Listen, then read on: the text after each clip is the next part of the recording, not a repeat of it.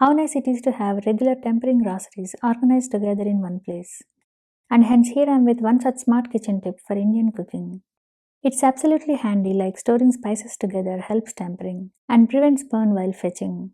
Also, it's useful to save time and avoid opening the fridge multiple times. Let's get started. If you notice, these are the most common ingredients we use for tempering in Indian kitchen: green chilies, red chilies, garlic, and curry leaves. One important thing is don't wash the green chilies and curry leaves before keeping in fridge, as even a little moisture can spoil these quickly.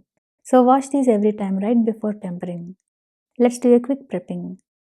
If you notice, green chilies tend to spoil faster due to the stacks. So remove the stacks before storing. Keep the chilies ready to use. Similarly, for red chilies, you can take off the stacks. It's optional, as it's already dried chili.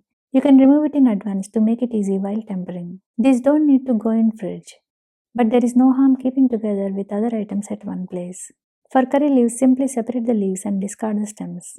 If you don't have fresh leaves, you can use the shade dried or air fried leaves instead. The last common ingredient used in tempering is garlic. Peel off 1 to 2 garlic parts and keep cloves ready to use. Once all the ingredients are prepped, let's keep these separately in Ziploc covers. Now here I use this beautiful basket to keep covers in. There is no need to seal the covers. Let air circulate to avoid any moisture buildup. Just refill the covers as needed. Same way you can keep other ingredients of your choice along with these items. Look at how handy it is to just take the basket out from the fridge, grab what you need and cook easily. Hope you find my tip useful for Indian cooking. Stay tuned for many more amazing tips and healthy recipes. Thanks for watching.